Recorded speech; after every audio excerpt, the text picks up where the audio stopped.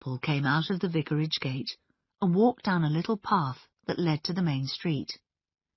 She passed the pub and the butcher's, and stopped to look in the window of a shop that sold old pictures.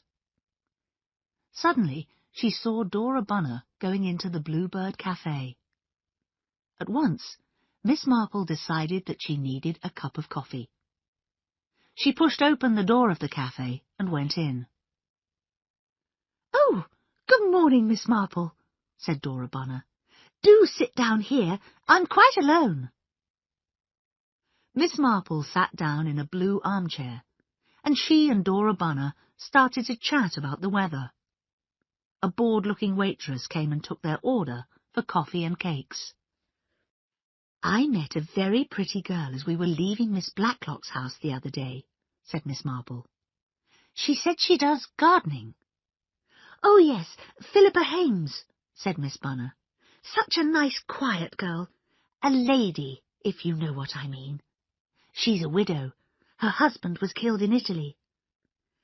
"I wondered, perhaps, if there might be a little romance," asked Miss Marple. "With that tall young man with the glasses?" "Oh, Edmund Swetnam. You think he admires her? He's such a strange young man. He's supposed to be clever." The bored-looking waitress brought their coffee. "I was so interested to hear you were at school with Miss Blacklock," said Miss Marple. "You are such old friends." "Yes," Miss Bunner sighed. "Few people would be as loyal to their friends as dear Miss Blacklock is.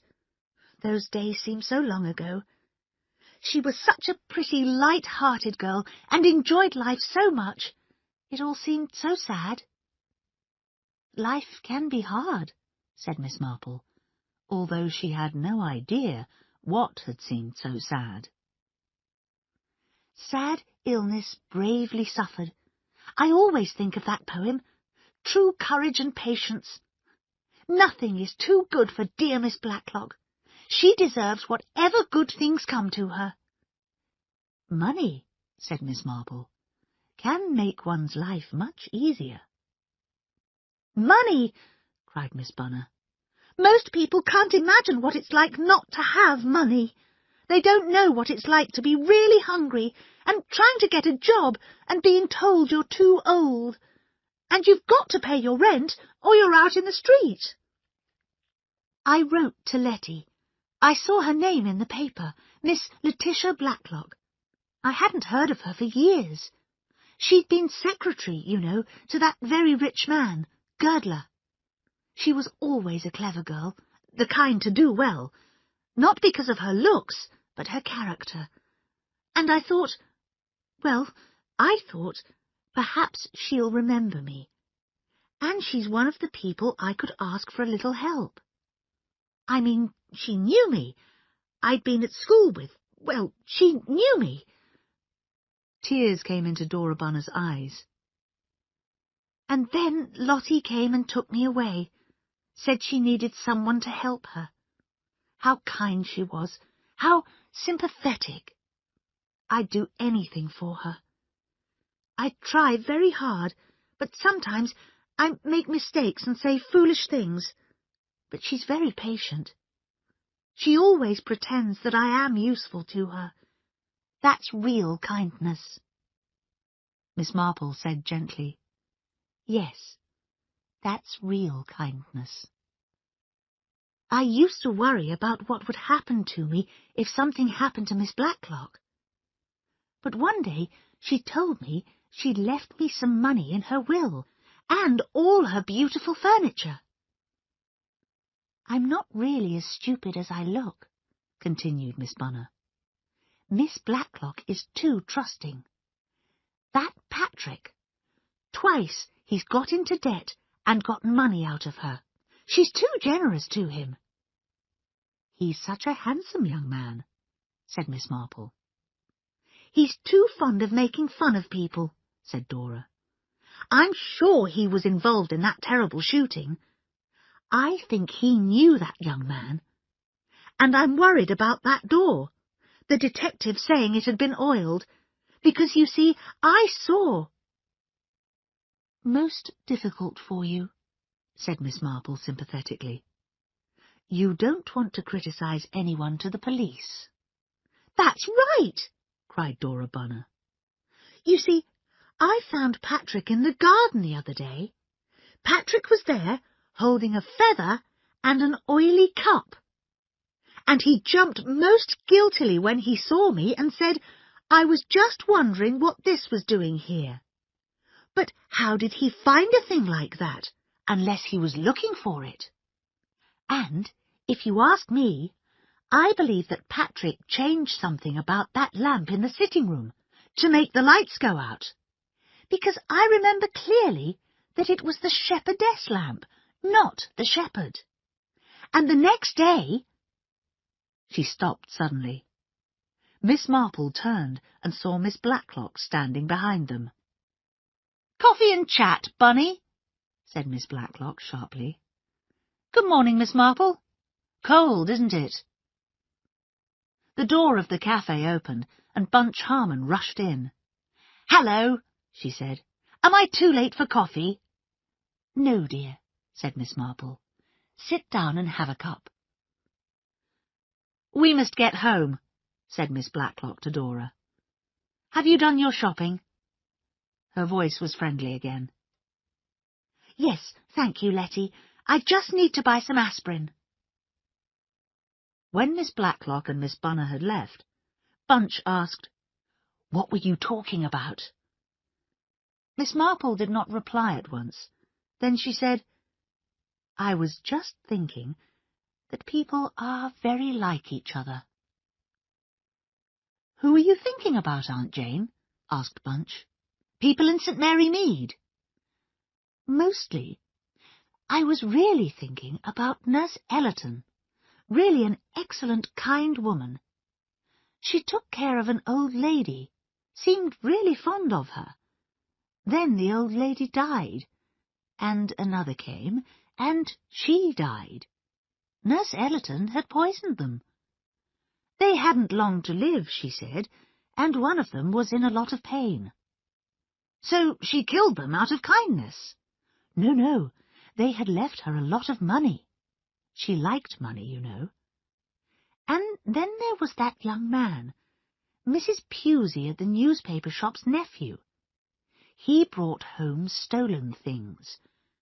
And then, when the police came to the house and started asking questions, he tried to hit her on the head, so she couldn't tell them about him. Not a nice young man, but very good-looking. And then there was Mrs. Cray at the wool shop. She loved her son, but he had some bad friends. "Anybody else?" asked Bunch. "That girl at Saint-Jean-de-Colline that summer. A very quiet girl. Everybody liked her, but they never found out much about her. We heard afterwards that her husband was a criminal. It made her feel different from other people. It made her, in the end, a little peculiar. There was also Mr. Hodgson, the bank manager, who went on holiday and married a woman who was young enough to be his daughter.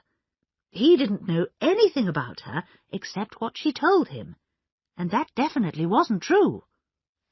"Well," said Bunch, "you've described Dora Bunner, Handsome Patrick, Mrs. Swettenham and Edmund, and Philippa Hames, and Colonel Easterbrook and his wife. Do you think you know who was responsible for the murder?" "I don't know," said Miss Marple. "I've got an idea for a moment, but it's gone. I wish I did know. There isn't very much time. That old lady up in Scotland may die very soon." "Then you really do believe in Pip and Emma?" said Bunch, staring. "You think it was them, and that they'll try again?" "Of course they'll try again," said Miss Marple. "But if it's Pip and Emma," said Bunch, "there are only two people it could be. It must be Patrick and Julia. They're brother and sister, and they're the only ones who are the right age." My dear, it isn't as simple as that. It could be Pip's wife if he's married, or Emma's husband. It could be their mother. And then there's their father. He wasn't a very nice man. Perhaps he could act the part of the Colonel, for example. I think a lot of money is involved, and I'm afraid that people will do terrible things to get their hands on a lot of money. Chapter 8. Memories of the Past. Inspector Craddock took the night train to Scotland. A car was waiting to meet him and took him to Belle Girdler's house.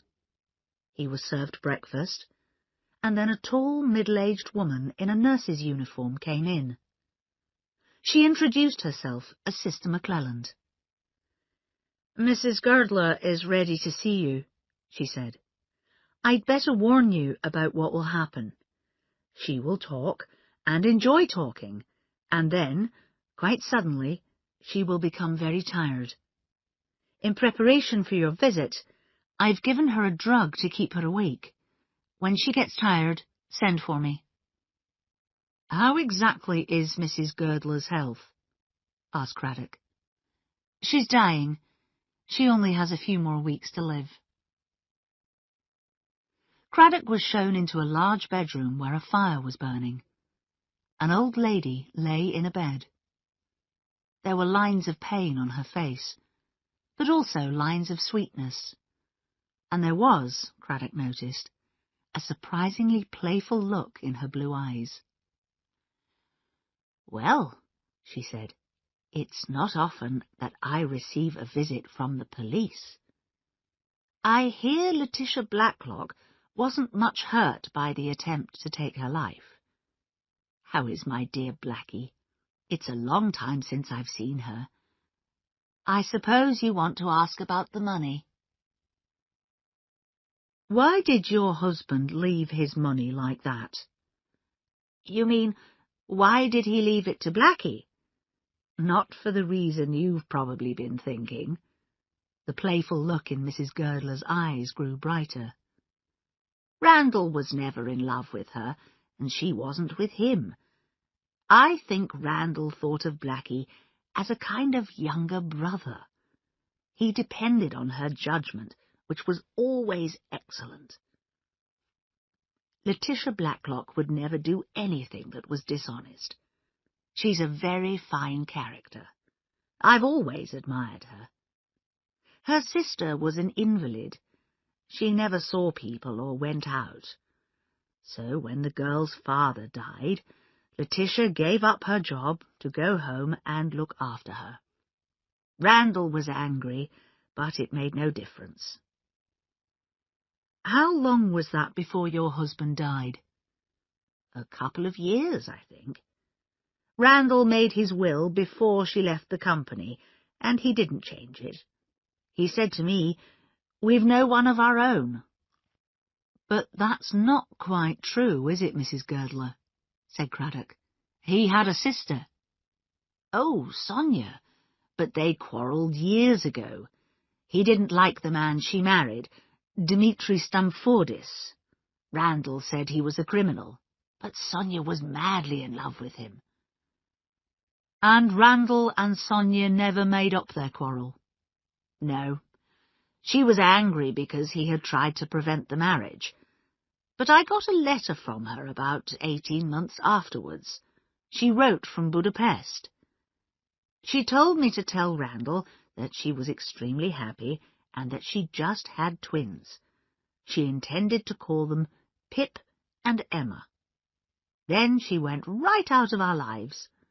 But I persuaded Randall to put Pip and Emma's names into his will if Blackie had an accident and died before me. He wasn't happy about it, but he did do that." "And since then," Craddock said slowly, "you've heard nothing of Sonia or her children?" "Nothing. They may be dead. They may be anywhere." "They might be in Chipping Cleghorn," thought Craddock. Suddenly a look of fear came into Belle Girdler's eyes. She said, "Don't let them hurt Blackie. You must look after Blackie." Her voice went quiet. Later, Craddock asked Sister McClelland, "Does Mrs. Girdler have any old photographs?" "I'm afraid there's nothing," said the nurse. "All her personal papers and furniture were burned in a fire during the war." So that was that, Craddock thought. But he felt his journey to Scotland had not been a waste of time. He had made some progress with the case. Sonia Girdler was a rich woman when she got married, but perhaps things changed, he thought. Perhaps Pip and Emma came to England and learned about the contents of their uncle's will and about Miss Letitia Blacklock. Then they found out about Randall Girdler's widow. She's an invalid, living up in Scotland, and she hasn't got long to live. If Letitia Blacklock dies before her, they will get a lot of money. They'd find out where Letitia Blacklock is living, and they'd go there, but not as themselves.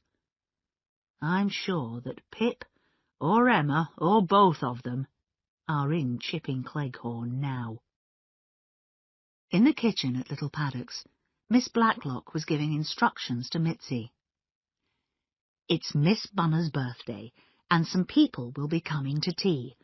I want you to make some nice sandwiches and that special chocolate cake of yours." "You mean the rich one?" asked Mitzi. She smiled. "Delicious! These English people will say delicious." Suddenly her face grew sad. "Mr. Patrick called it delicious death. My cake!" "He only meant," said Miss Blacklock, "that it was worth dying to eat such a cake." "Well, I do not like that word, death. They are not dying because they eat my cake. No, they feel much, much better." Miss Blacklock left the kitchen. Dora Bunner was outside. "Edmund Swettenham just phoned," she said. "He wished me a happy birthday and said he was bringing me a pot of honey as a present. And Miss Hinchcliffe is bringing some eggs." "And there's a lovely box of chocolates from Julia," said Miss Blacklock. "Let's go and feed the hens." "What do I see in front of me?" cried Patrick excitedly, as everyone sat down around the dining-room table. "Delicious death!" "Shh!" said Miss Blacklock. "Don't let Mitzi hear you. She doesn't like you calling her cake by that name." "But it is delicious death. Is it Bunny's birthday cake?" "Yes, it is," said Miss Bunner. "I really am having the most wonderful birthday." Her cheeks were red with excitement. Everyone ate the good things on the tea table. "I feel slightly sick," said Julia as they got up. "It's that cake. I remember I felt just the same last time. It's so rich." "Have you got a new gardener?" asked Miss Hinchcliffe as they returned to the sitting-room. "I saw a man near the hen-house." "That's our detective," said Julia. "He's protecting Aunt Letty." "But surely it's all finished now," cried Mrs. Easterbrook. "No," said Edmund Swettenham. "Someone wants to murder her at the first opportunity." "Oh, don't say that, Mr. Swettenham!" Dora Bunner began to cry. "I'm sure nobody here could want to kill dear, dear Letty." "It was just a joke," said Edmund hurriedly, turning red. "Shall we listen to the 6 o'clock news?" asked Philippa. Patrick whispered to Julia, "We need Mrs. Harmon here. She would be sure to say in that high voice, 'I suppose somebody is still waiting for the chance to murder you, Miss Blacklock.'" "I'm glad she and Miss Marple couldn't come," said Julia. "That old woman can't keep her nose out of other people's business." After the guests had gone home, Miss Blacklock said, "Did you enjoy yourself, Bunny?" "Oh, I did, but I've got a terrible headache. I'll go and lie down, I think. I'll take a couple of aspirins and have a nice sleep." A few minutes later, Dora came downstairs again. "I can't find my aspirin," she said. "Well, take some of mine, dear," said Miss Blacklock. "They're by my bed." Miss Bunner went upstairs again. "She's had a lot of excitement today, and it isn't good for her," said Miss Blacklock. "But I really think she's enjoyed herself." "Philippa, my dear, I want to talk to you," said Miss Blacklock when they were alone. "Yes, Miss Blacklock?" Philippa looked up in slight surprise. "I've noticed that you've looked worried recently. I know you get anxious sometimes about your boy's education. That's why I want to tell you something. I drove into Milchester this afternoon to see my lawyer. I thought I'd like to make a new will. Apart from what I'm leaving to Bunny, everything goes to you." "What?" Philippa turned round quickly. Her eyes stared. "But I don't want it. Really, I don't. Why to me?" "Perhaps," said Miss Blacklock, "because there's no one else." "But there's Patrick and Julia. They're your relations." "Yes, there's Patrick and Julia." There was a strange note in Miss Blacklock's voice. "But they're not close relations. They have no claim on me. I've become fond of you, Philippa. And there's the boy. You won't get very much if I die now, but in a few weeks' time it might be different." Her eyes met Philippa's steadily. "But you're not going to die!" cried Philippa. "Not if I can avoid it by being careful," said Miss Blacklock. She left the room quickly. Philippa heard her speaking to Julia in the hall. Then Julia came into the sitting-room. There was a cold, unfriendly look in her eyes. "You've done very well for yourself, haven't you, Philippa?" "So you heard?" "Yes, I think that I was meant to hear. Our Letty's no fool. Well, if anyone murders her now, you'll be the main suspect." "But it would be stupid to kill her now when, if I waited—" "So you do know about old Mrs. What's-her-name dying up in Scotland?" "I don't want to take anything away from you and Patrick." "Don't you, my dear? I'm sorry, but I don't believe you." When Inspector Craddock got back to Milchester, he went to make his report to Rydesdale. Rydesdale listened carefully. "Patrick and Julia are the right age to be Pip and Emma, sir," said Craddock. "Yes, but we've been checking their stories," said Rydesdale. "Patrick was in the Navy, and his record there is real. We've also asked their mother, Mrs. Simmons, who lives in France. She says that, of course, her son and daughter are at Chipping Cleghorn with her cousin Letitia Blacklock." "And Mrs. Simmons is Mrs. Simmons?" "She's been Mrs. Simmons for a very long time." The Chief Constable handed a piece of paper to Craddock. "Here's something we've found out about Mrs. Easterbrook." The inspector read the paper with interest. "Well," he said, "she's completely deceived that old fool, her husband. But it has no relationship with this business." "No, and here's something that concerns Mrs. Hames." Again Craddock read it with interest. "I think I'll have another talk with the lady," he said. "You think this information may be important?" said Rydesdale. "I think it might be." The two men were silent for a moment. Then Craddock asked, "What has Sergeant Fletcher been doing, sir?" "Fletcher has been extremely active. He searched the house by agreement with Miss Blacklock, but he didn't find anything important. Then he's been thinking about who had the chance to oil that door when the foreign girl was out. Who do we know was in the house when it was empty? Almost everyone. Miss Murgatroyd brought a hen. Mrs. Swetnam came to fetch some meat. Miss Hinchcliffe just called in.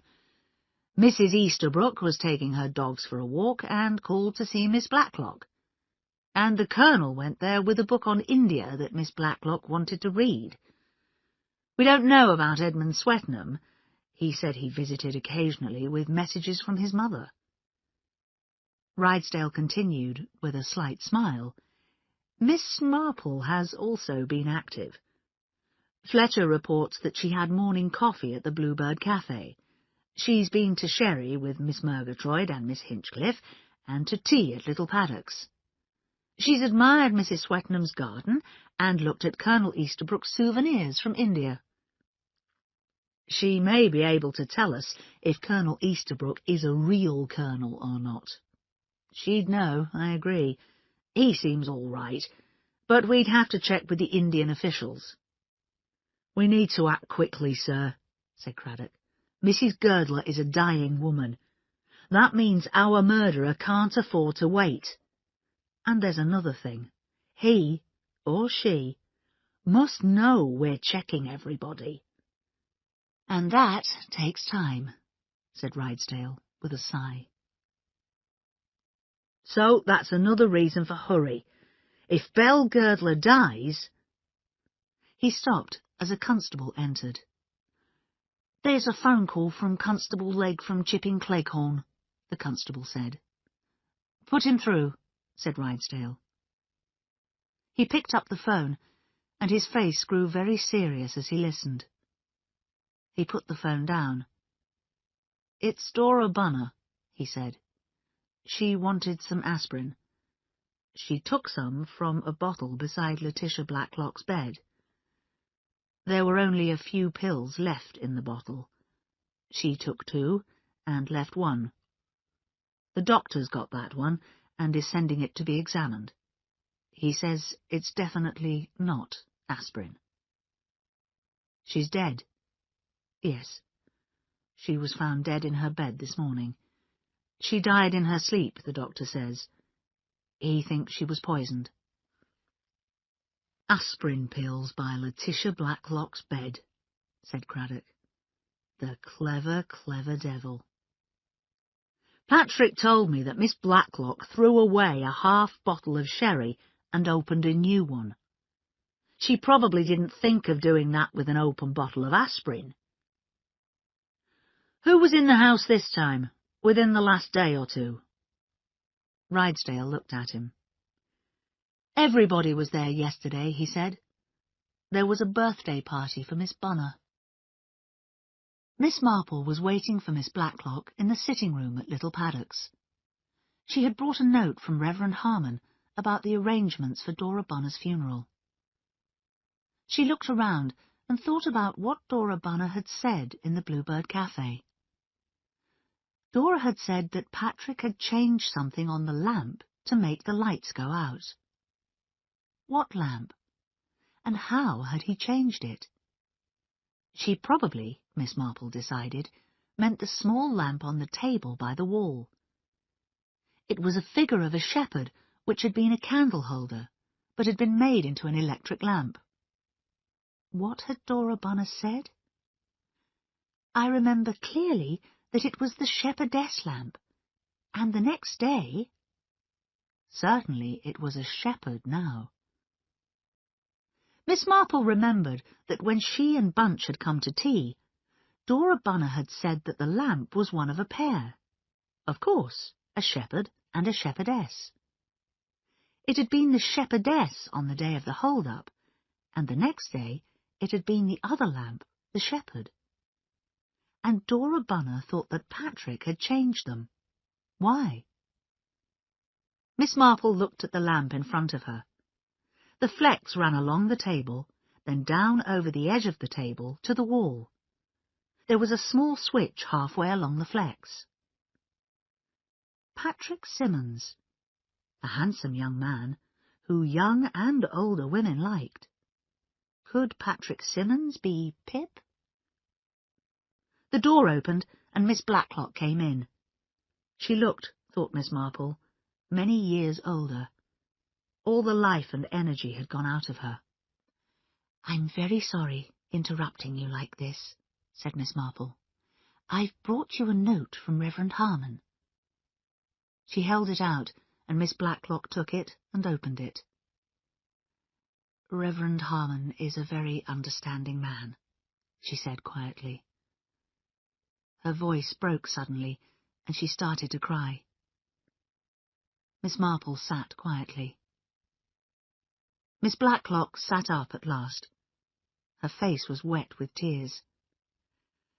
"I'm sorry," she said. "She was the only connection with the past, you see. The only one who remembered. Now that she's gone, I'm quite alone." "I know what you mean," said Miss Marple.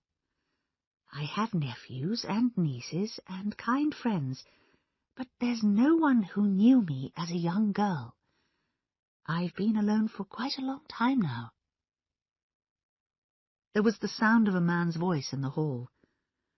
"That's Inspector Craddock," said Miss Blacklock. Craddock came in. When he saw Miss Marple, he did not look happy at all. "Oh," he said, "so you're here." "I am going at once, said Miss Marple. "Please don't let me be in your way." She left the room. "We've got to work fast," Craddock said to Miss Blacklock. "I've checked with Mrs. Girdler. There are only a few people who would become rich from your death. First, Pip and Emma. Tell me, would you recognise Sonia Girdler if you saw her?" "Recognise Sonia? Of course." She stopped suddenly. "No," she said slowly. "Perhaps I wouldn't. It's been a long time. 30 years. She'd be an old woman now." "What was she like when you remember her?" "Sonia?" Miss Blacklock thought for some moments. "She was rather small, dark." "Tell me, do you think it's possible that Mrs. Swetnam might be Sonia Girdler, or Miss Hinchcliffe, or Miss Murgatroyd?" "Mrs. Swetnam?" Miss Blacklock looked at him in surprise. "Oh, no, that's impossible. And Miss Hinchcliffe is too tall. And I'm sure Miss Murgatroyd couldn't be Sonia." "I'd like to see a photo of Sonia Girdler." "Very well," said Miss Blacklock. "Let me see. I was tidying a lot of books in the cupboard. Julia was helping me. There were some old books of photographs there. Where did we put them? Perhaps Julia will remember. She's at home today." The inspector found Julia in a passage upstairs. She had just come out of a door with some stairs going up behind it. "I was up in the attic," she explained. "What is it?" Inspector Craddock told her about the books of photographs. "We put them in the big cupboard in the study, I think." She led the way downstairs and pushed open the study door. Near the window there was a large cupboard. Julia pulled it open. The inspector took a couple of old-fashioned books of photographs from the bottom shelf. Miss Blacklock came in. Craddock put the books on the table and turned the pages. He saw pictures of women in large old-fashioned hats. The photos had old writing underneath them. "The photographs would be in this book," said Miss Blacklock, "on the second or third page." She turned a page and stopped. There were several empty spaces on the page. Craddock bent down and read the writing. Sonia, self, Charlotte, R.G. Sonia and Belle on the beach. There weren't any empty spaces when we looked at them the other day, said Miss Blacklock. Were there, Julia? I didn't look very closely, only at some of the dresses. But no, you're right, Aunt Letty. There weren't any empty spaces. Craddock stood up. Somebody, he said, has removed every photograph of Sonia Girdler from this book. Chapter 9. Miss Murgatroyd Remembers. Inspector Craddock went to see Philippa Hames again.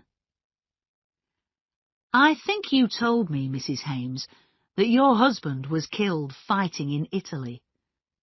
Wouldn't it have been better if you had told me the truth, that he ran away from the army? Craddock saw Philippa's face grow white, and her hands close tightly and open again. Do you have to find out about everything? She asked. We expect people to tell us the truth about themselves, said Craddock. When did you see him last, Mrs. Hames? I haven't seen him for years. Are you sure that's true? I think you saw him about a fortnight ago. It never seemed to me very likely that you met Rudy Shirts in the summer house. I suggest, Mrs. Hames, that the man you came back from work to meet that morning was your husband. I didn't meet anybody in the summer house. Perhaps he didn't have any money, and you gave him some. Men who run away from the army are often rather desperate. They often take part in robberies, you know. And they often have guns that they've brought back from abroad. I haven't seen him, said Philippa Hames again. Craddock felt angry and confused. He was sure that she was lying. Then suddenly he wondered what Julia had been doing in the attic. He ran quickly upstairs and climbed the narrow stairs that led up to the attic. There were boxes and old suitcases in the attic, and a small case with papers and letters inside. The initials C.L.B. were on the outside of the case. He supposed it had belonged to Letitia's sister, Charlotte. The letters were old and yellow. He took one out and looked at it. The letter began, Dearest Charlotte, and was signed, Your loving sister, Letitia. Craddock felt excited. These letters which Letitia had written to her sister might contain a clue. They created a true picture of the past. Perhaps there was also a photo of Sonia Girdler. He packed the letters up again, closed the case, and went downstairs. Letitia Blacklock was waiting for him at the bottom of the stairs. Miss Blacklock, said Craddock, I've found some letters here, written by you to your sister Charlotte many years ago. May I take them away and read them? They might give a picture of Sonia Girdler's character, a clue that will help. They're private letters, Inspector, said Miss Blacklock angrily. Take them, but you'll find very little about Sonia. We've got to try everything. The danger is very real. Miss Blacklock said, biting her lips, I know. Bunny was killed by an aspirin that was meant for me. It may be Patrick, or Julia, or Philippa, or Mitzi next. Somebody young with their life in front of them. Take the letters, and then burn them. They don't mean anything to anyone except me. Nobody remembers. Her hand went up to the choker of false pearls she was wearing. Craddock thought how strange it looked with her coat and skirt. Take the letters, she said again. The next afternoon was dark and windy. Inspector Craddock took the letters to Miss Marple at the vicarage and explained how he had found them. Miss Marple had her chair pulled close to the fire. Bunch was there too. I'd like you to look at this letter, said the inspector. Miss Marple took the letter. She unfolded it and read it. In the letter, Letitia Blacklock told Charlotte about Sonia Girdler's marriage to Dimitri Stamfordis. The last paragraph read, Sonia asks to be remembered to you. She has just come in and is closing and unclosing her hands like an angry cat. I think she and Randall have had another quarrel. Of course, Sonia can be very annoying. It's difficult to argue with that cool stare of hers. Miss Marple folded the letter and handed it back. Well, what picture do you get of Sonia? Asked Craddock. It's difficult, you know, to see anyone through another person's mind, said Miss Marple. Closing and unclosing her hands like an angry cat, said Craddock. You know, that reminds me of someone. He thought hard for a moment. We've never found that gun, you know. It didn't belong to Rhodey Shirts. If I knew who had a gun in Chipping Cleghorn. Colonel Easterbrook has one, said Bunch. Mrs. Butt told me. She's my cleaning woman. She cleans the Easterbrooks' house, too. She told me about 6 months ago.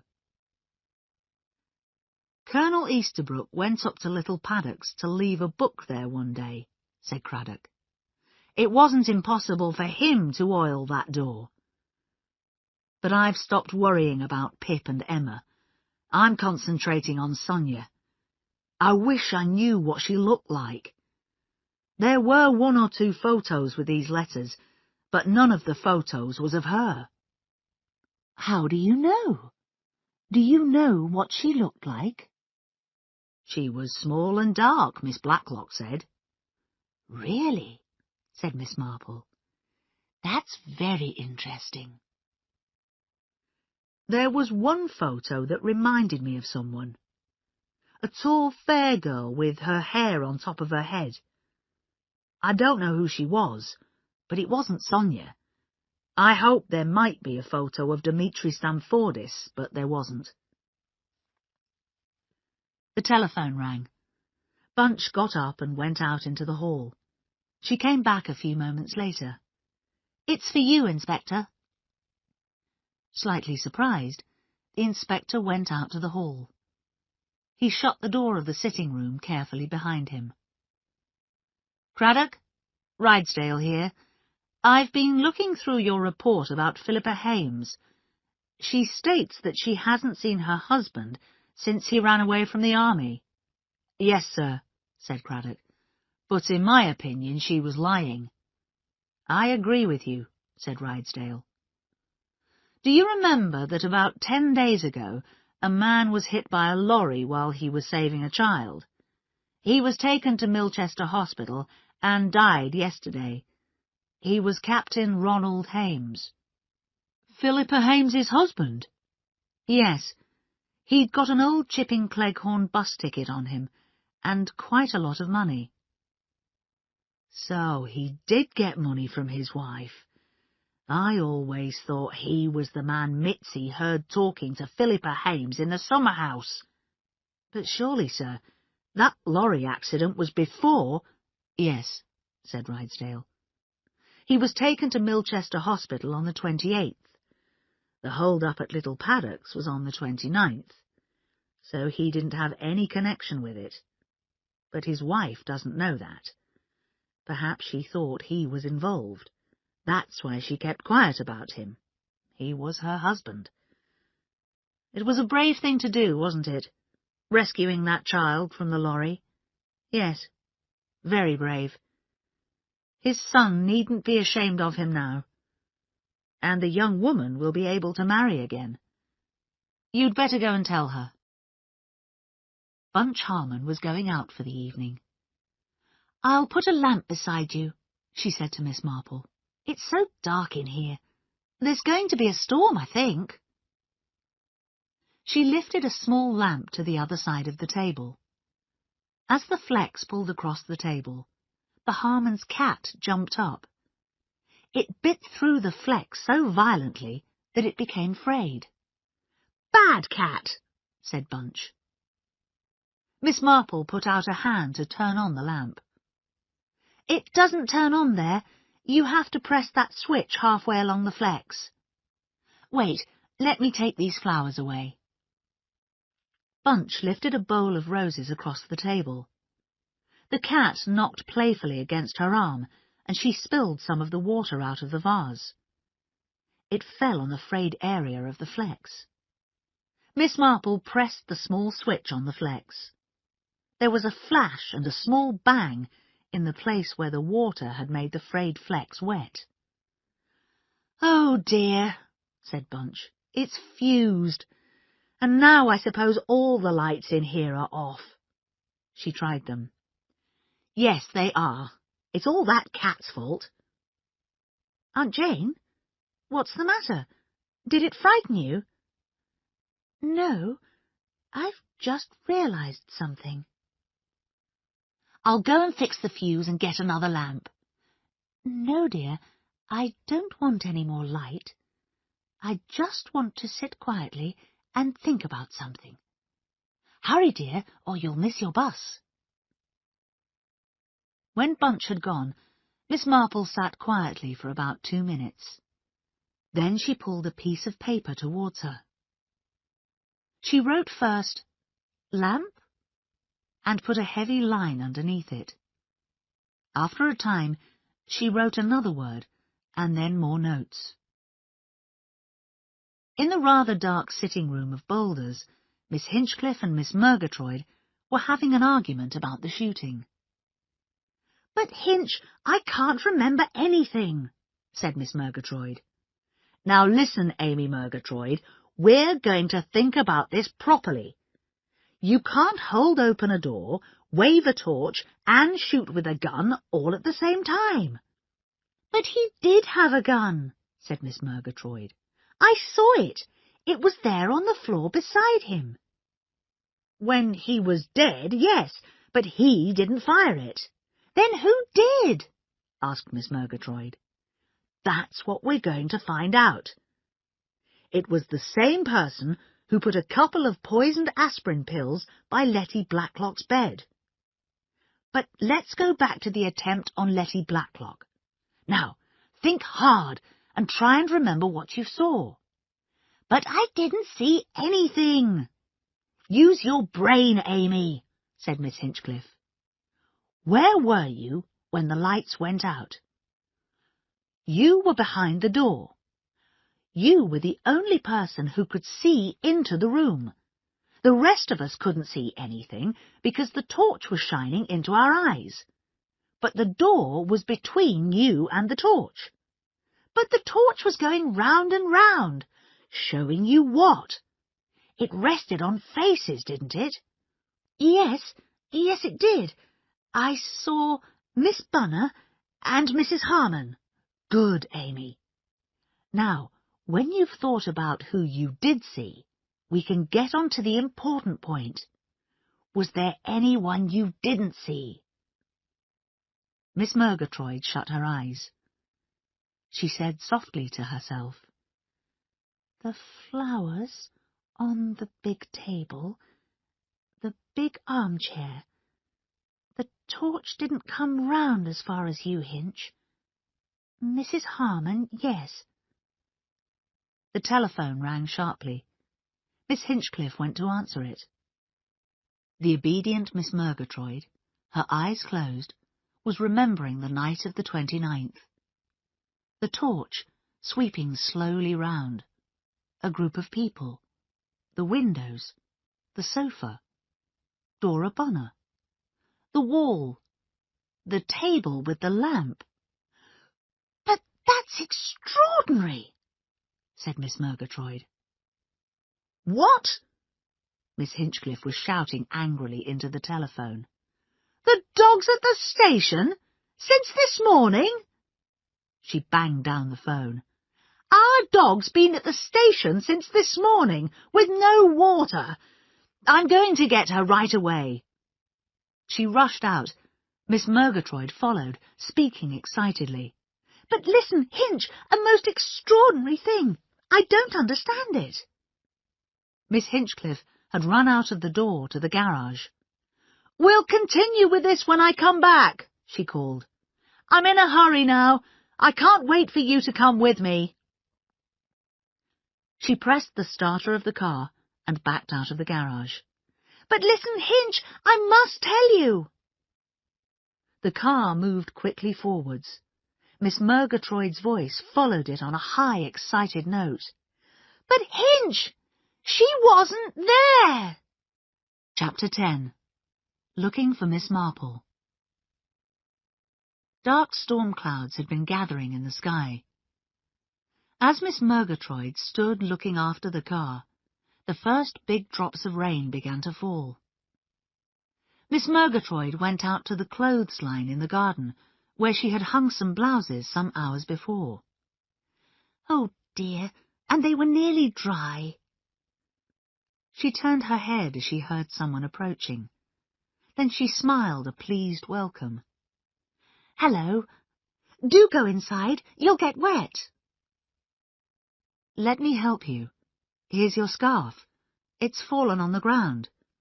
Shall I put it round your neck?" "Oh, thank you. Yes, perhaps." The woolen scarf was slipped round her neck, and then, suddenly, pulled tight.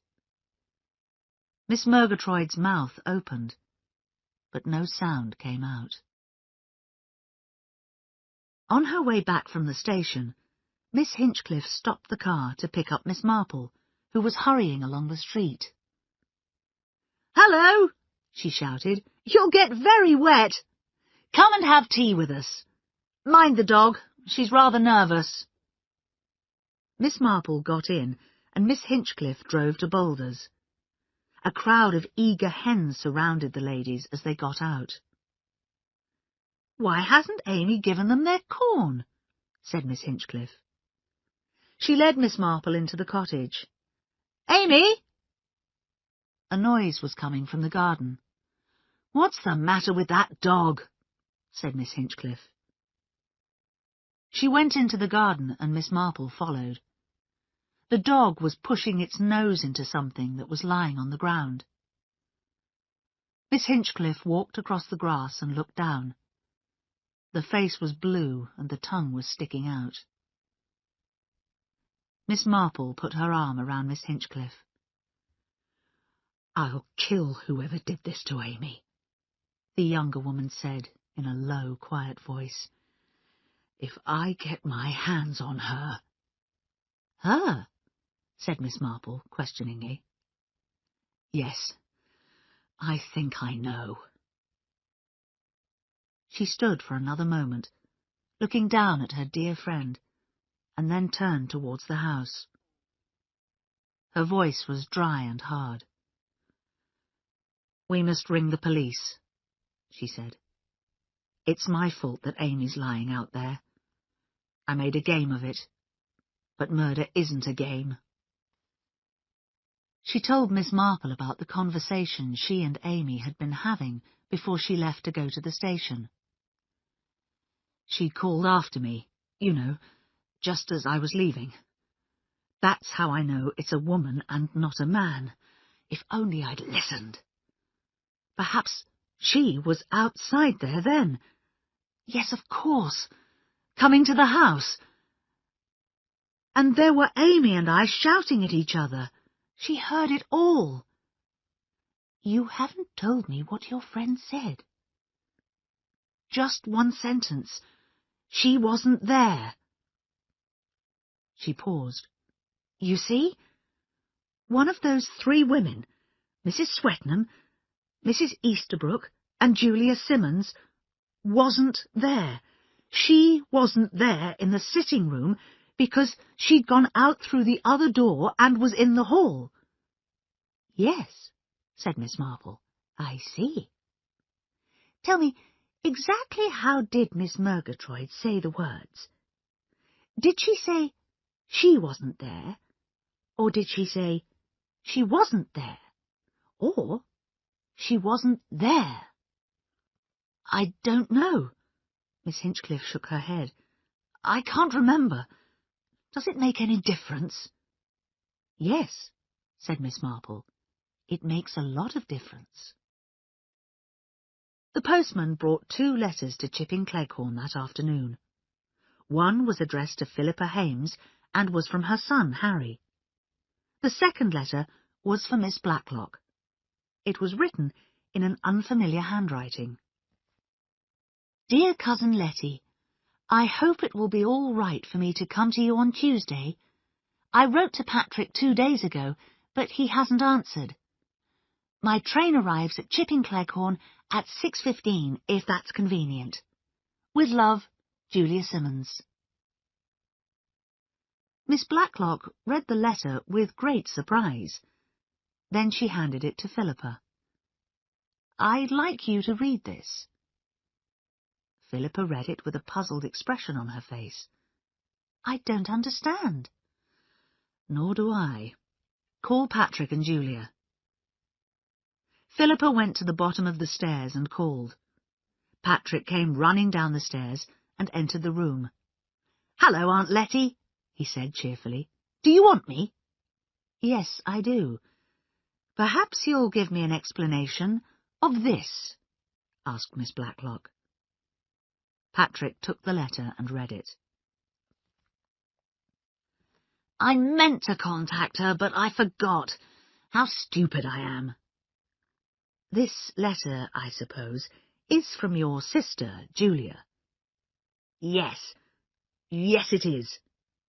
So, who is the young woman who you brought here as Julia Simmons, who you said was your sister and my cousin? Well, I met her at a party. It seemed a good idea for her to come here. You see, the real Julia is mad about acting. She got a chance to join a theatre company up in Scotland, but Mother was very angry about the idea. We thought that if another girl came here, pretending to be Julia, Julia could go and join the theatre company, and Mother wouldn't find out that Julia wasn't here. But who is this other young woman? Said Miss Blacklock. Patrick turned as Julia came into the room. The game has ended, he said. Aunt Letty knows everything. Julia looked surprised. Then she came forward and sat down. Okay, she said calmly. I suppose you're very angry. Who are you? Julia sighed. I think the moment's come when I tell the truth. I'm one half of Pip and Emma. My name is Emma Jocelyn Stamfordis. My father is Dimitri Stamfordis. My father and mother separated about 3 years after Pip and I were born. Pip stayed with Mother, and Father took me. I've no idea what happened to him. I had a few adventures myself. In the war, I was with the French resistance for a time. After the war, I came to London. I knew that Mother's brother was a very rich man. I looked up his will to see if there was anything for me. There wasn't, not directly. I found out that you were going to inherit all his money after his widow died. I'll be quite honest. It seemed to me that if I got to know you in a friendly kind of way, and you liked me, perhaps you would take pity on me and let me have some money. Then, just by chance, I met Patrick at a party, and I learned that he was your nephew or your cousin or something. It was a wonderful opportunity. Patrick fell in love with me. The real Julia loved acting, so I persuaded her to join a theatre company. But when that hold-up happened, I knew I would be in trouble. I've got a very good motive for wanting to kill you. I thought I'd better continue pretending to be Julia. How could I know that the real Julia would decide to leave the theatre company? She writes to Patrick and asks if she can come here, but instead of telling her to keep away, he forgets to contact her. She glanced angrily at Patrick and sighed.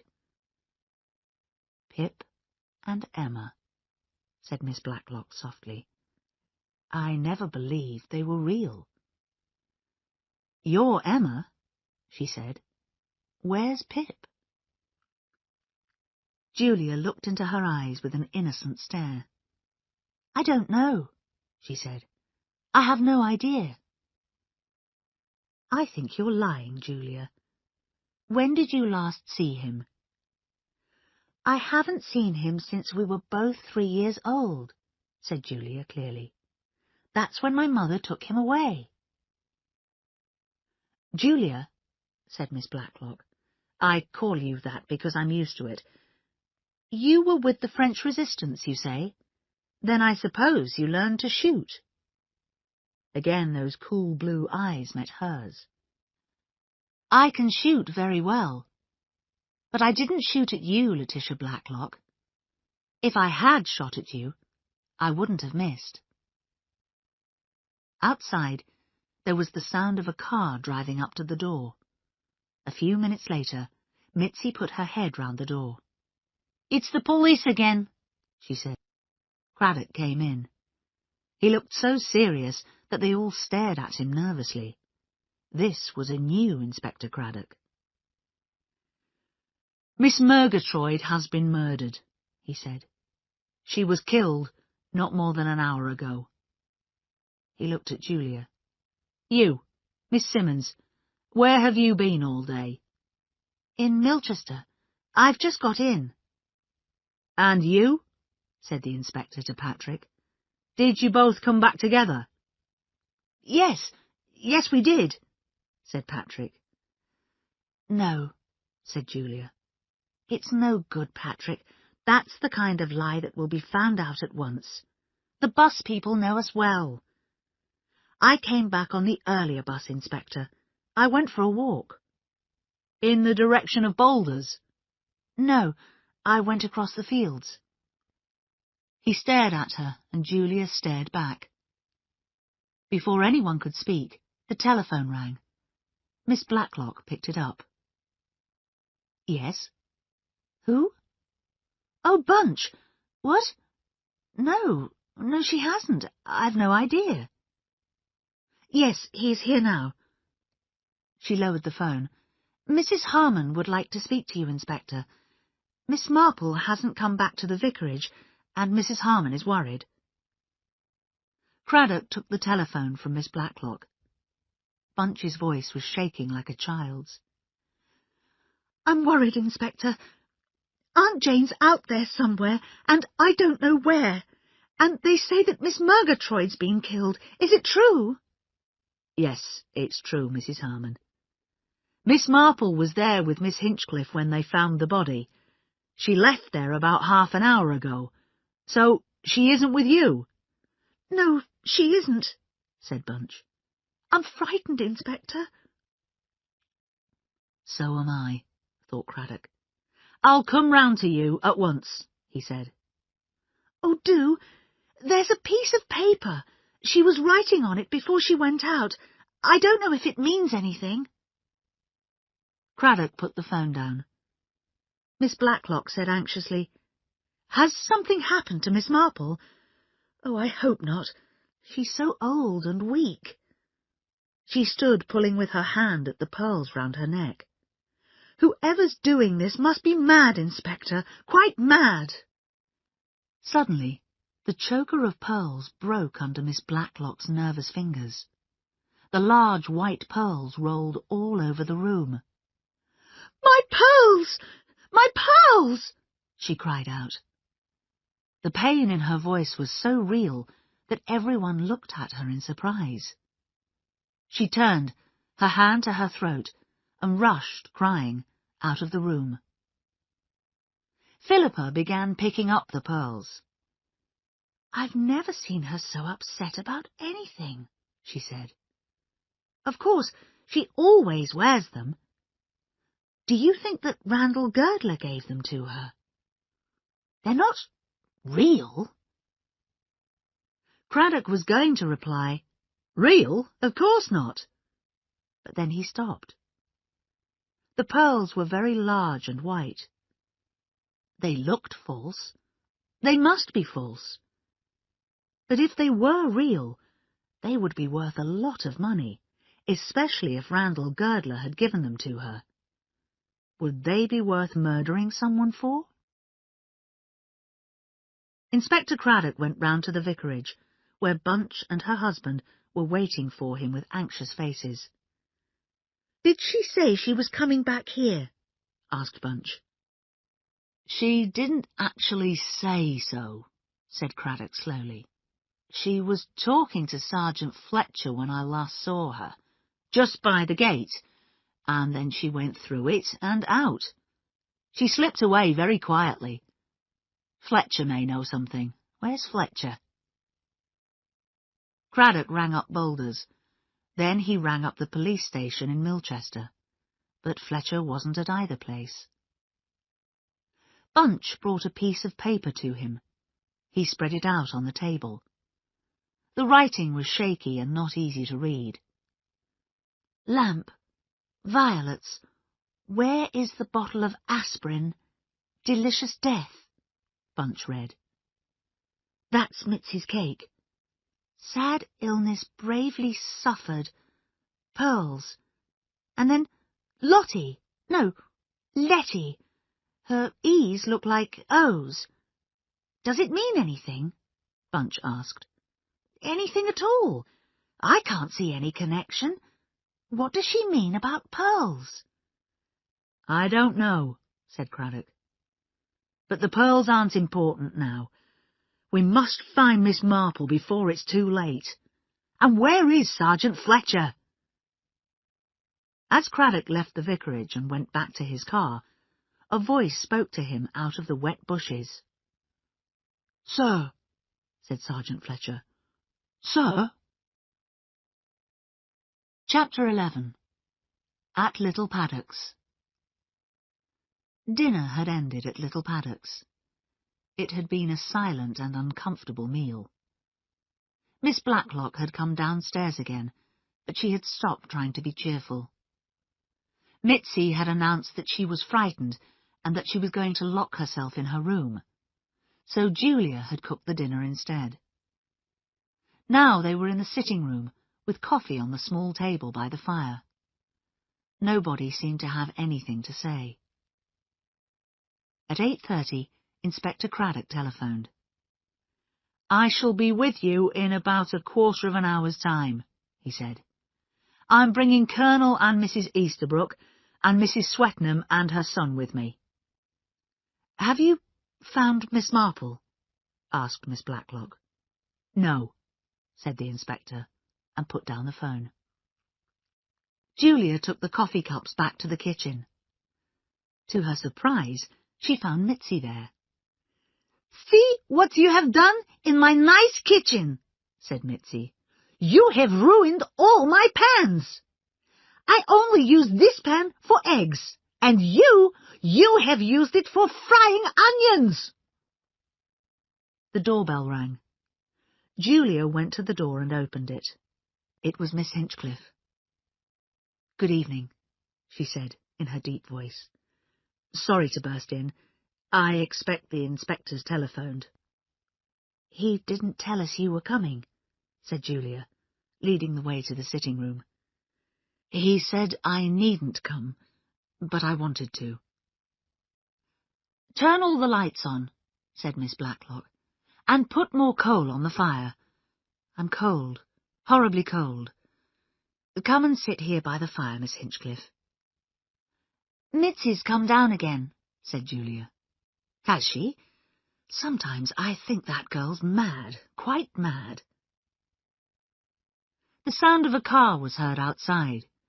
A few minutes later, Craddock came in with Colonel and Mrs. Easterbrook, and Edmund and Mrs. Swetnam. They were all curiously quiet. "Ha! A good fire," said the Colonel, but his voice sounded thin and weak. Mrs. Easterbrook wouldn't take off her fur coat and sat down next to her husband. Her face, usually pretty, was like the face of a little trapped rat. Edmund stared at everybody angrily. Mrs. Swetnam started to talk nervously. She talked and talked. "Mother," said Edmund at last, "can't you shut up?" "Of course, dear. I don't want to say a word," said Mrs. Swetnam. and sat down on the sofa by Julia. Inspector Craddock stood by the door. Facing him, almost in a row, were the three women. Julia and Mrs. Swetnam on the sofa, Mrs. Easterbrook on the arm of her husband's chair. Miss Blacklock and Miss Hinchcliffe were bending over the fire. Edmund stood near them, and Philippa was back in the shadows. "You all know that Miss Murgatroyd's been killed," began Craddock. "We believe that the person who killed her was a woman. So I'm going to ask some of the ladies here to tell me what they were doing between 4 and 4:20 this afternoon. I've already had a statement from the young lady who has been calling herself Miss Simmons. I will ask her to repeat it." "I was walking along the field leading down to the river by Compton Farm," said Julia. "I didn't go near boulders." "Mrs. Swetnam?" asked the inspector. "Well, of course, it's difficult to say exactly," said Mrs. Swetnam. "I think I was doing some sewing, but if I wasn't, I was doing some gardening. No, that was earlier, before the rain." "The rain," said the inspector, "started at 4:10 exactly." "Ah, it was raining so hard that water was coming through the roof. I thought the pipes outside must be blocked again with dead leaves. I called Edmund, but he didn't answer, so I went outside to clean the pipes myself. It took a long time, but I cleared out all the leaves. Then I came in and made tea." "Did anybody see you when you were outside?" asked Inspector Craddock. "No," said Mrs. Swetnam, "but you can look at the pipes. They're beautifully clean." "Did you hear your mother call to you, Mr. Swetnam?" "No," said Edmund. "I was asleep." "Edmund," said his mother, "I thought you were writing." Inspector Craddock turned to Mrs. Easterbrook. "I was sitting with Archie in his study," said Mrs. Easterbrook, fixing wide, innocent eyes on him. "We were listening to the radio together, weren't we, Archie?" There was a pause. Colonel Easterbrook was very red in the face. He took his wife's hand in his. "You don't understand these things, Laura," he said. He turned to the inspector. "My wife, you know, has been terribly upset by all this. She's nervous and doesn't understand the importance of thinking before she makes a statement." "Archie!" cried Mrs. Easterbrook. "Are you going to say you weren't with me?" "Well, I wasn't with you, my dear, was I? I was talking to Lampson, the farmer over at Croft End, about some chickens. I didn't get home until after the rain had stopped." "And had you been out too, Mrs. Easterbrook?" The pretty face looked even more like a small rat. No, I just sat listening to the radio. I'd been out earlier, about 3:30, just for a little walk, not far." "That's all, Mrs. Easterbrook," said Craddock quietly. "Why don't you ask the others where they were?" said Mrs. Easterbrook sharply. "That Hames woman, and Edmund Swetnam. How do you know he was asleep indoors?" Inspector Craddock said quietly, "Before she died, Miss Murgatroyd made a certain statement. On the night of the hold-up here, someone was absent from this room. Miss Murgatroyd told her friend the names of people she did see. She then discovered there was someone she did not see." "Amy was over there behind the door, where Inspector Craddock is now," said Miss Hinchcliffe. "She was the only person who could see anything of what was happening." "Aha! That is what you think, is it?" shouted Mitzi, as she threw open the door excitedly. "Ha! You do not ask Mitzi to come in here with the others, do you?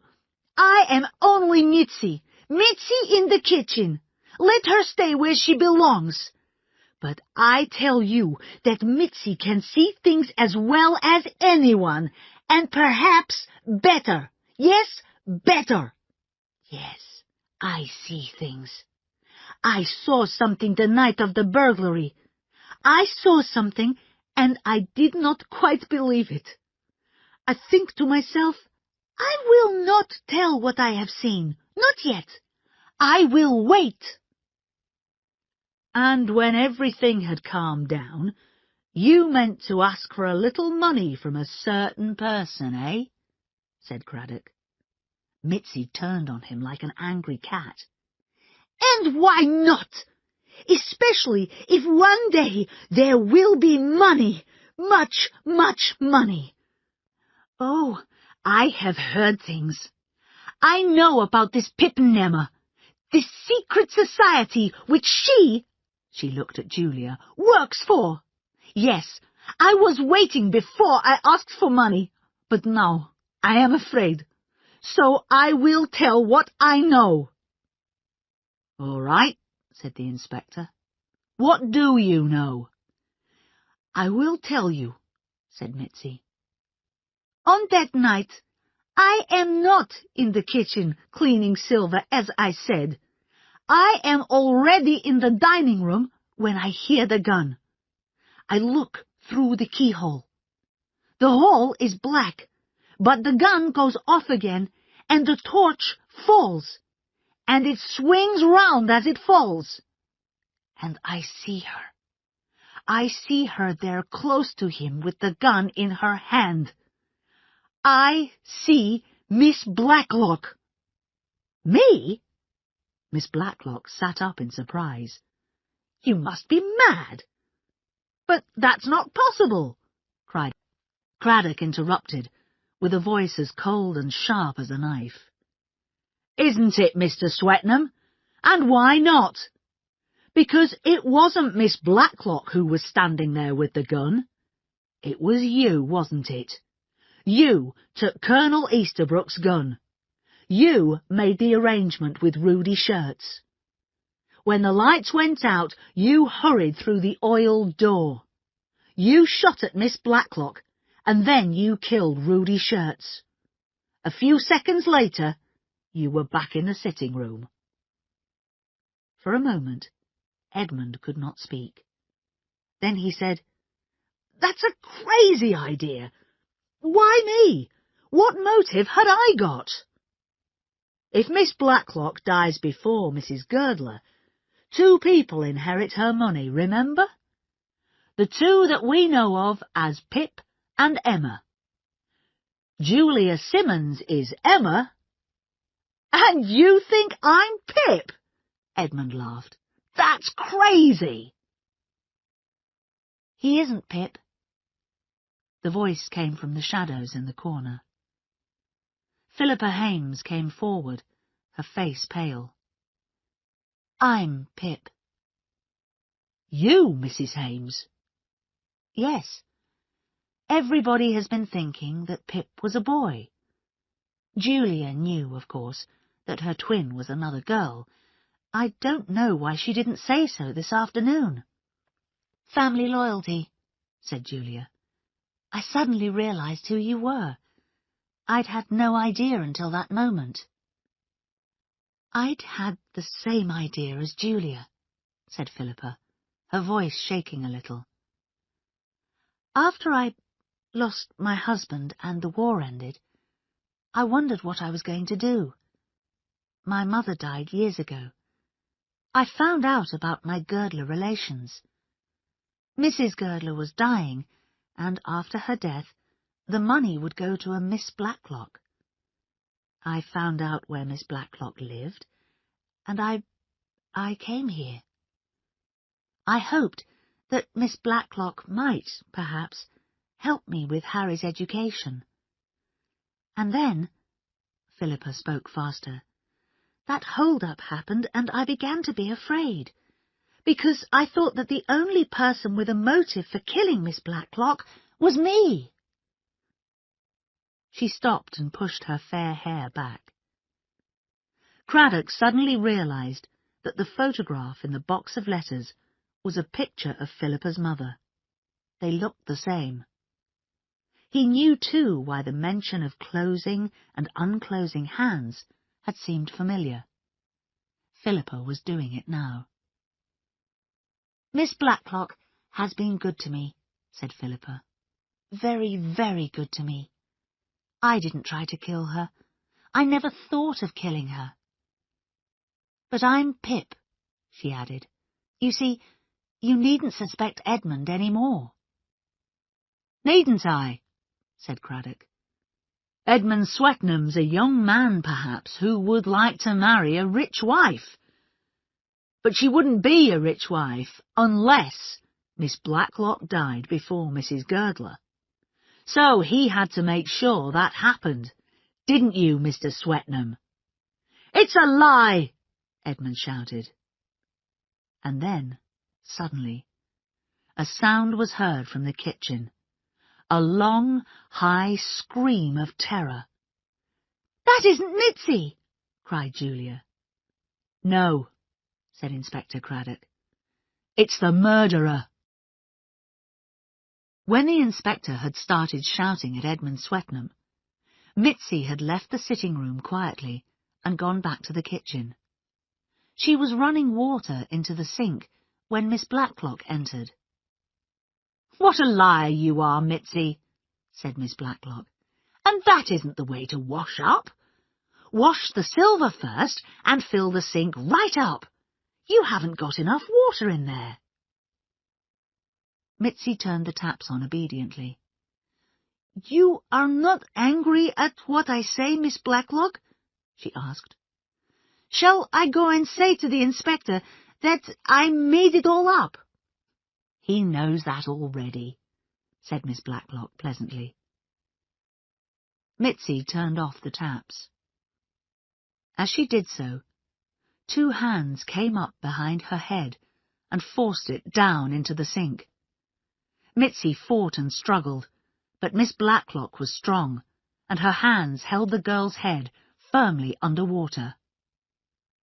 Then, from somewhere quite close behind her, Dora Bunner's voice rose up. "Oh, Lottie, Lottie, don't do it, Lottie!" Miss Blacklock screamed. Her hands flew up in the air, and Mitzi's head came up out of the water. Miss Blacklock screamed again and again, because there was no one else in the kitchen. "Dora, Dora, forgive me! I had to! I had to!" She rushed towards the door. Suddenly, Sergeant Fletcher stepped out of the cupboard where the brushes were kept.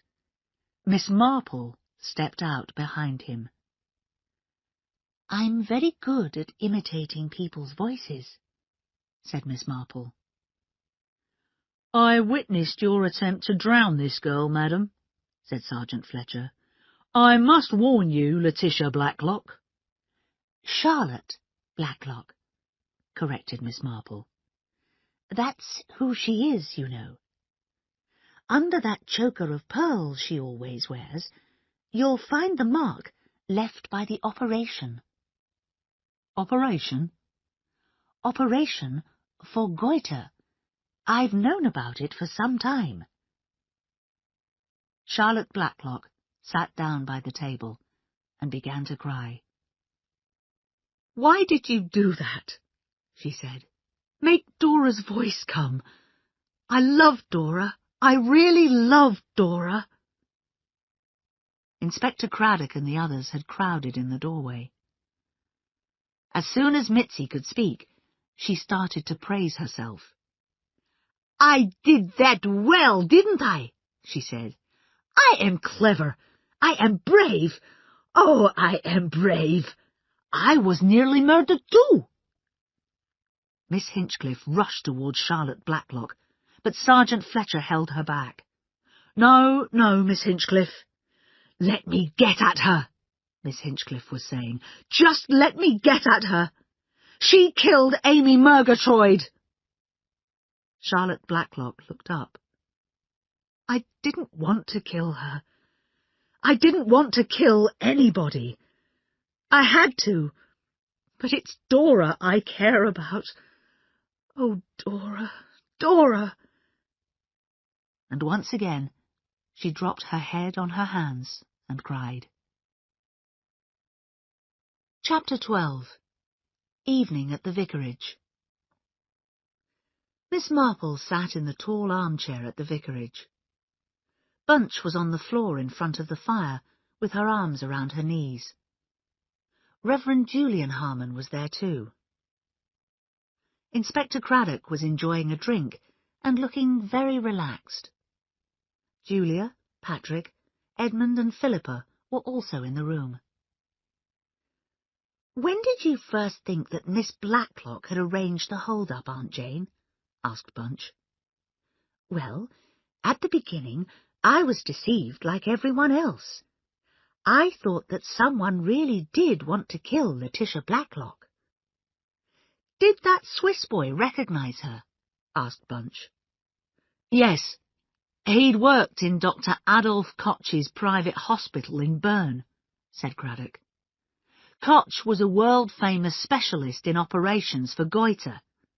Charlotte Blacklock went there to have her goiter removed, and Rudy Schertz was one of the attendants. When he came to England, he recognized her in the hotel as a lady who had been a patient. He decided to speak to her." "So his father didn't own a hotel in Montreux?" "Oh, no. She made that up to explain why he spoke to her." "It was probably a great shock to her," said Miss Marple thoughtfully. "She felt safe, and then someone arrived who had known her definitely as Charlotte Blacklock. But the story started when Charlotte, a pretty, affectionate girl, developed goiter. It ruined her life because she was a very sensitive girl. As her goiter grew larger and uglier, she became very depressed. She shut herself up and refused to see people. Letitia loved her sister. She was worried by Charlotte's depression. When the girl's father died, Letitia gave up her job with Randall Girdler. She took Charlotte to Switzerland, where Charlotte had an operation to remove the goiter. The operation was successful. It had left a mark, but this was easily hidden by a choker of pearls. By this time, the war had started. It was difficult for the sisters to return to England, so they stayed in Switzerland. Occasionally, they received news from England. They learned that Belle Girdler could not live long. They probably talked about what they would do after Letitia had inherited Belle's money. Charlotte would be free at last to enjoy life, to travel, and to have a beautiful house. But suddenly Letitia became ill and died, and all Charlotte's dreams died with her. She had lost her sister, but she had also lost the chance of a lot of money.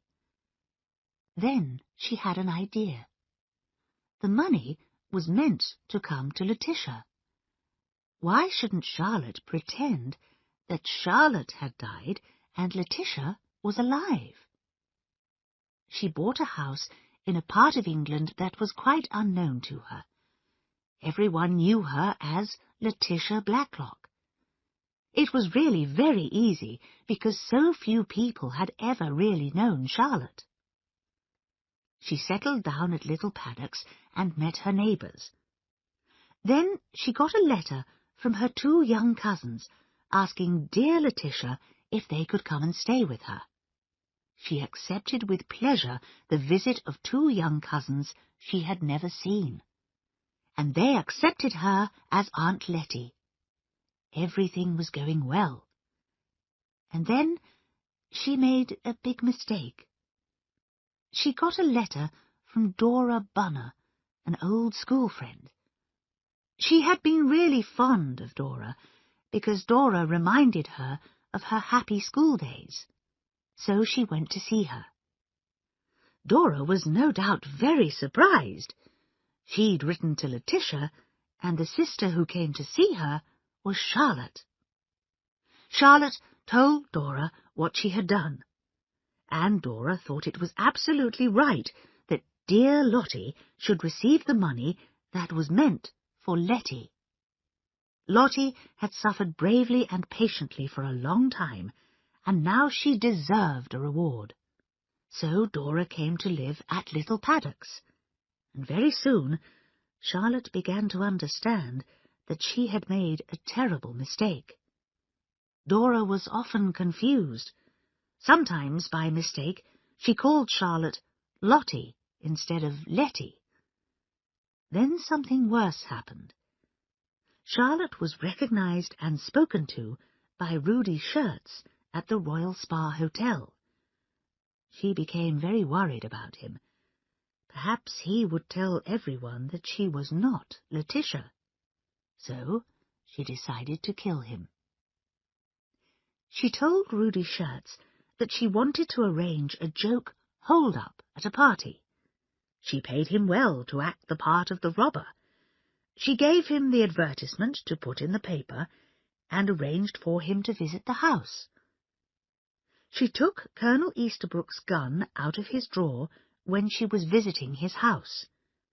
She oiled the door in the sitting room so that it would open and shut noiselessly.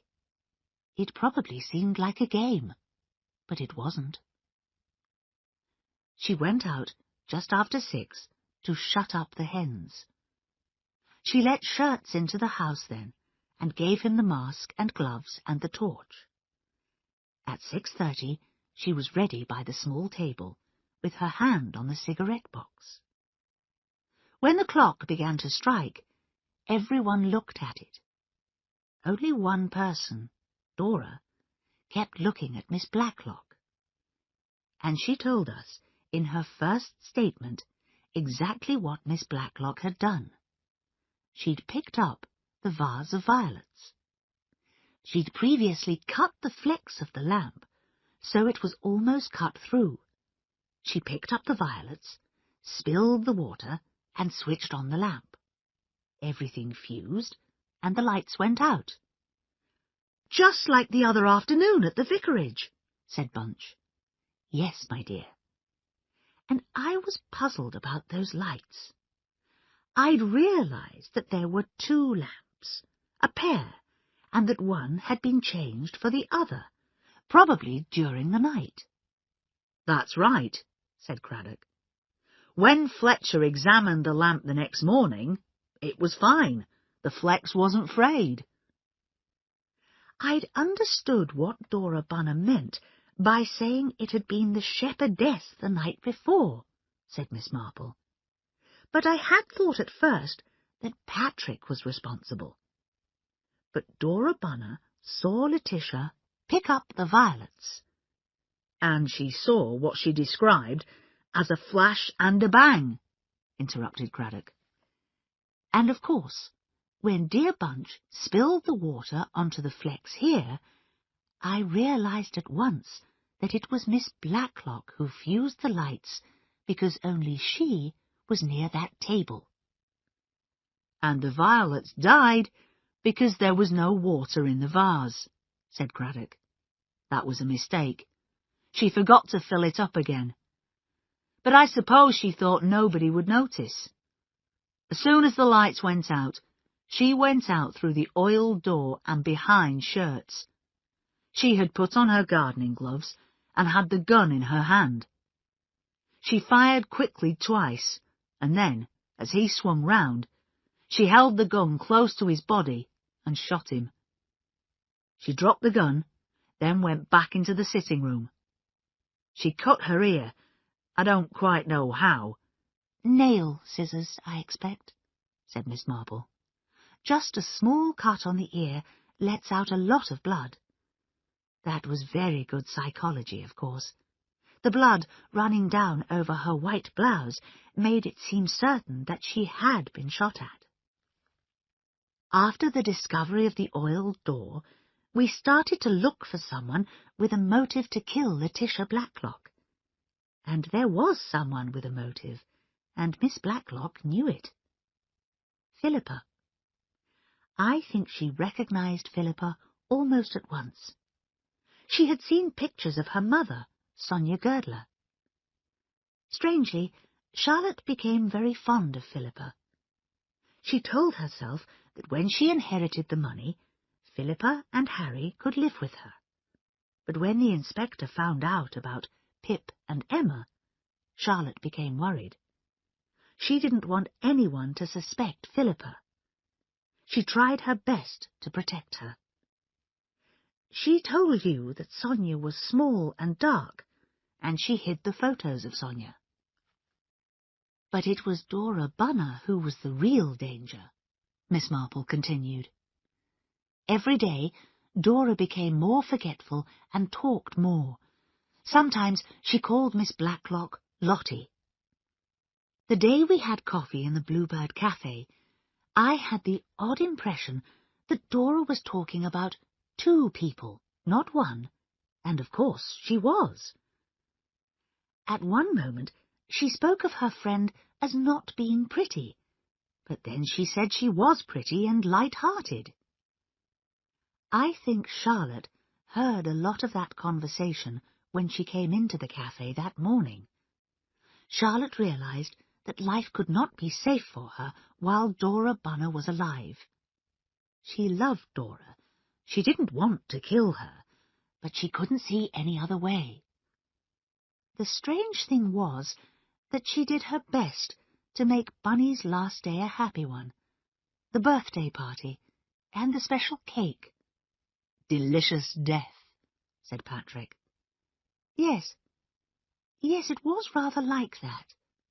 She tried to give her friend a delicious death, the party and all the things she liked to eat, and then the pills in the aspirin bottle by her bed, so Bunny would go there to get some. And it would seem, as it did seem, that the pills had been meant for Letitia. And so Bunny died in her sleep, quite happily, and Charlotte felt safe again. But she missed Dora Bunner. She missed her sweetness and her loyalty. She missed talking to her about the old days. She cried the day I came here with a note from Julian, and her tears were real. She'd killed her own dear friend. "That's horrible," said Bunch. "Horrible." "But it's very human," said Julian Harmon. "One forgets how human murderers are." "I know," said Miss Marple. "Human, but very dangerous too." Poor Miss Murgatroyd. Charlotte probably arrived at the cottage and heard Miss Hinchcliffe and Miss Murgatroyd acting out the murder. It was a great shock to her. As Miss Hinchcliffe rushed to the station, Miss Murgatroyd called after her, "She wasn't there." I asked Miss Hinchcliffe if that was the way she said it. If she had said, "She wasn't there," that would have meant she was thinking about a person. That's the one. She wasn't there. But it was a place that was in her mind, a place where she expected someone to be, but there wasn't anybody there. "How extraordinary, Hinch," Miss Murgatroyd said. She wasn't there. So that could only mean Letitia Blacklock. "But you knew before that, didn't you?" said Bunch. "When the lamp fused, when you wrote down those things on the paper." "Yes. The different parts came together and made a pattern." "Lamp. Yes. Violets. Yes," said Bunch. "Bottle of aspirin. You meant that Bunny had been going to buy a new bottle that day. So why did she need to take aspirins from Letitia's bottle? And then, delicious death, the cake. But more than the cake, the whole party. A happy day for Bunny before she died." "Charlotte Blacklock was a kind woman," said Miss Marple. "When she said in the kitchen, 'I didn't want to kill anybody,' it was true. But she wanted money that didn't belong to her." What made you think that Charlotte had had goiter? Asked Bunch. Switzerland, you know. The people who know most about goiter and the world's best specialists are Swiss. And those pearls that Letitia Blacklock always wore round her neck weren't her style, but they were perfect for hiding the mark from her operation. I understand now why she was so upset when the string broke, said Craddock. I thought it was very strange at the time. And after that, it was Lottie you wrote, not Letty, said Bunch. Yes, I remembered that the sister's name was Charlotte, and that Dora had called Miss Blacklock Lottie once or twice, and that each time she had been very upset. It all made a pattern. I went out to cool my head a little and see how I could prove everything. Then we found Miss Murgatroyd. Miss Marple's voice dropped. It became quiet and firm. I knew then something had got to be done, quickly, but there still wasn't any proof. I thought out a possible plan, and I talked to Sergeant Fletcher. He didn't like it, but I persuaded him. We went up to Little Paddocks, and I talked to Mitzi. I told her stories about girls in the Resistance. I said I could see that she was brave and had the right sort of personality for this type of work. She got really excited. Then I persuaded her to play her part. She had to pretend that she had looked through the dining-room keyhole and seen Miss Blacklock with a gun. Then I pretended that I didn't believe her, said the inspector. I pretended to accuse Edmund. And I played my part too, said Edmund. I denied everything. But then you spoke, Philippa, my love. That was a great surprise. Neither the inspector nor I had known you were Pip. We made Charlotte Blacklock believe that Mitzi was the only person who suspected the truth, said Miss Marple. Mitzi went straight back to the kitchen as I told her to. Miss Blacklock came after her almost immediately. She didn't know that Sergeant Fletcher and I were hiding in the cupboard. But why were you in the cupboard too, Aunt Jane? Couldn't Sergeant Fletcher take care of everything himself? It was safer with two of us, and I could imitate Dora Bunner's voice. If anything could break Charlotte down, that would. There was a long silence. Then Julia said, Mitzi told me yesterday that she's taking a new job near Southampton. She is going to tell everyone how she helped the police catch a very dangerous criminal. I'm sure Mitzi will soon be telling everyone how she helped the police with not one, but hundreds of cases, said Edmund. Philippa and Edmund got married. Soon after their wedding, they went to the newspaper shop. What papers would you like to order, sir? Asked Mr. Totman, the owner of the shop. The Daily Worker, said Edmund firmly. And the Daily Telegraph, said Philippa. And Gardener's World. Thank you, sir, said Mr. Totman. And the Gazette? No, said Philippa and Edmund together.